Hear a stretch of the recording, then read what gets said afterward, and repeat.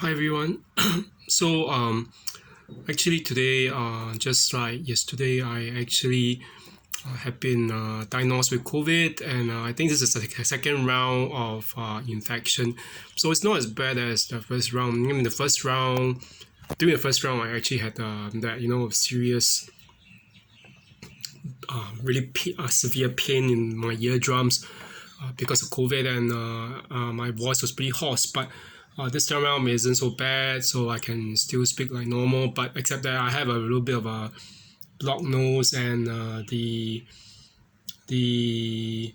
whole thing about COVID is that I always had that um, pain in eardrum. So, but I mean, it's a good thing anyway. It will be clearing within the next few days, and I've been taking some, like lozenges, and also taking some medication just to clear the congestion in the nose. So I think it'll be fine. So I'm just avoiding people and isolating here in my room. So and then when I get out of my room to get stuff from the kitchen and whatever, I'm just or even from to go to the bathroom, I'm wearing the mask. So today I just wanted to actually continue making some video about the death cult of the narcissist. So also I want to actually talk about it more in line with something concerning what they do, not just narcissists, but generally just anyone who's toxic. People when they can't get to you physically, what they will do. Things like that. That kind of shows that they really have something up in their heads that is not right. Okay. I know this is like really crazy. People will be asking me how this has happened, but you know that just on Monday yesterday, just right, it's very common. I actually have this whole thing when, for some strange reason, that former friend whom I actually just cut off because he was just sending a two-page tirade and diatribe against me, calling me a series of different negative names or really hateful comments, saying I'm stuck, I'm angry, I'm blah blah blah. Just because I name him and his hypocrisy and his so-called gaslighting, and now on my YouTube, I have no idea how he even got there. I said I shouldn't have actually. Now that I come think about it, I shouldn't have given him the link to my YouTube channel. I've hidden him from my YouTube channel anyway. So and I won't stop. I mean, why should I just remove my YouTube channel just because you harass me? I remove his comment, but the strange thing is they really don't stop even after they claim to have cut you off. This is the irony of it all. Do they ever let go? Do toxic people ever let go of you after even getting rid of you? No. They're actually still stalking you. They are following you. They are snooping in on you. Seriously, please stop being a hypocrite. If you really don't like me, you can just jolly well stop following everything, just as what you did. You unfollowed my Facebook, but why are you following my YouTube? You have no right to, okay? And you're just a horrible hypocrite because the fact that you can even write such a really hateful comment to even saying, what's the point of all this education when you're not listening? Oh, of course I'm listening. I know who you are. You're the one who was actually trying to flip the script and revise everything. Okay, so this is the whole problem with these people. They're also toxic, but they don't even know that they're toxic. Okay. And oh yeah, I know, I'm very angry, okay? But why wouldn't I be angry? And you're like breathing down your so-called self-righteousness at me and typing out two-page tirades on Facebook Messenger. Who has the time to read that? Okay. Anyway, I just want to actually say something about this.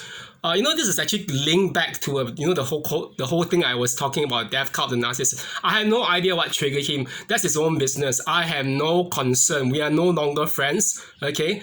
But he should just bugger off because I'm gonna block him on everything.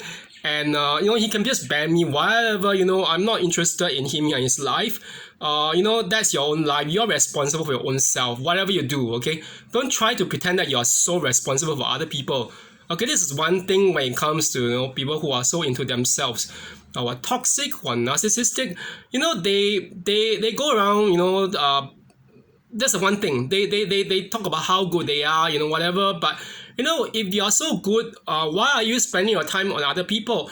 And the strange thing is this, the one thing I don't know if anyone has actually realized this, when a narcissist actually discards you, okay, this is not about him, this is about something else, okay, something that they normally do. This is based on my experience from about 7 years ago. Okay, when they discard you, they'll claim, or actually, even if they don't claim it, they will actually show it through their body language, not staring at you, not looking at you, treating you as if you are dead or unalive, basically. But if you are not even alive to them, why then are they stalking your social media? Why are they following it? And why are they even sending people to check in on you? Trust me, I have had people asking me stuff, and it's like really ridiculous. People in my workplace, okay, I had to change my work. And then I had to actually just leave because, it wasn't like the worst or best place at a place, and I thought the boss was actually quite okay to me. But at that point in time, I needed to leave the industry. And the strange thing is, they can actually send people to meet you, their so-called friends of flying monkeys, who turns out probably to have been, their so-called sex buddies or their bedfellas. They actually send these people to check in on you, to befriend you, when in fact they are not really befriending you. They're just actually, how do you say, not befriending. They're just trying to be friendly to you on the pretext of being friends, when in fact they want to get something from you, either news or something as to what's happening in your life. So they never let you go, okay? This is the thing about the narcissist. They can claim that they don't care about you. They can show that in their body language. But if they really don't care, why then are they actually getting people to feed the news back to them? Now it's so funny. That one flying monkey, okay, who was like this so-called alleged photographer, whatever, he was a friend of an ex-narc. And I was like, what's the drift? That I don't get along with these people. We were never friends to begin with, but why then do you befriend them? Why are you constantly gushing over them, talking about them as if they're the good people or whatever? That's an issue, okay? Don't come and befriend me thinking that I don't know what's going on. Every conversation with those kind of flying monkeys is just like, it's just a realization, you're not safe. They will never let go of you until you really, really block them and you let go of that desire for them to see that they are the problem, the issue, okay? And that they are responsible for no one but themselves. It's not going to happen, okay? So this is the whole thing. It's like a death cow. I have actually talked about this before in one group I actually joined. There's this lady, they were talking about this. Why is it people don't leave any cut off narcissists? Why don't they leave their relationship behind, or even those connections? Okay, there's no need to really gaslight people, because there are lots of reasons why people don't do that. One lady in the forum was saying that, she has no choice. She has a serious disability, health condition in which, she could just, pass away anytime. And the only thing, she said that, with the doctor telling her, you only have a few more months to live possibly with the condition. Do you want to leave, or do you want to actually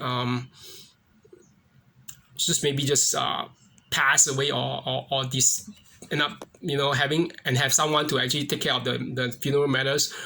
It was a very dour kind of admission, but I kind of realized this. Not everyone actually leaves narcissistic relationships, or even cuts of those ties successfully. And the real thing is this: why is it a death cult? It's like, the thing with cults. This is the thing about the similarity between cults and narcissistic relationships. When you leave a cult, the cult does not leave you alone, because what they'll do is to actually smear your reputation. They'll terrorize you. Some of them might actually really go and harass you, okay? And they might actually just send threats and everything. I'm not going to talk about any particular, there's some, even some religions do that. They threaten to kill you when you are in a Western country or secular country, where, religion isn't the main thing to make, the main basis on which to make the decisions. They will threaten to do stuff like that. And then, the serious case, obviously, they might really do it in public, regardless of the laws of the country. Okay, and then this is the thing about cults. But with narcissists, this is the same old BS, okay, same old bull. Because why?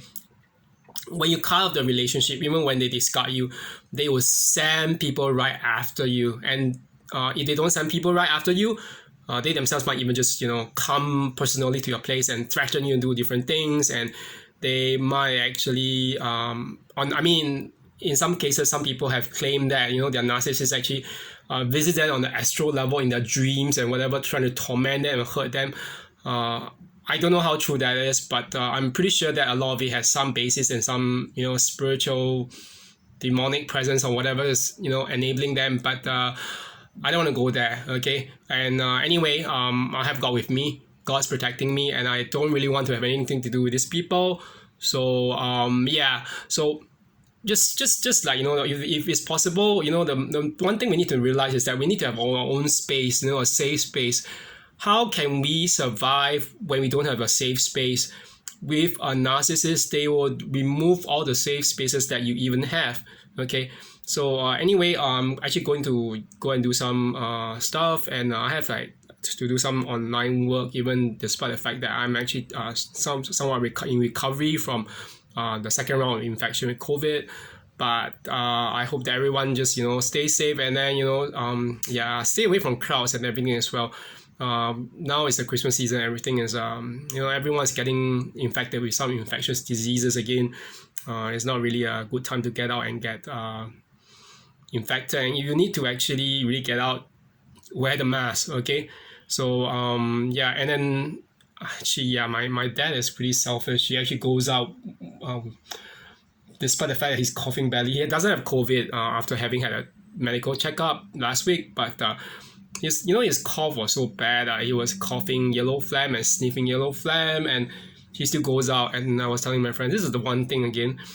I don't know if my dad is a narcissist, but the whole thing is this: why do people of that generation always go out? They can't live without their so-called friends. It's better to spread something to someone else to get them sick than to talk to them, than to actually stay at home and rest and whatever. But my mom has given up on that whole thing, and I'm not even talking much to him because of that. It's like I don't even know if the COVID thing, the infection, was triggered by being close to him, which weakened my immunity. But anyway, yes, this is the whole thing. This is like a ramble, but the thing is this: I don't really care about that person, that former friend. He should just bug off, okay? I don't care who you're with, okay? You talk uncivilly to me, and so you lost the right to be a friend, okay? Don't bug down with your so-called self-righteousness at me, okay? I don't buy that. I have my own voice. I won't be silenced, okay? So, okay, anyway, this is like 2 more weeks to Christmas. Today is the 5th. Yeah, it's like not 2 more days. It's about slightly less than not 2 more days, 2 weeks. Yeah, it's not even 2 weeks, 3 weeks, but slightly less than that. I actually should be resting, and then so that's it for now. Have a good one, everyone. Bye bye.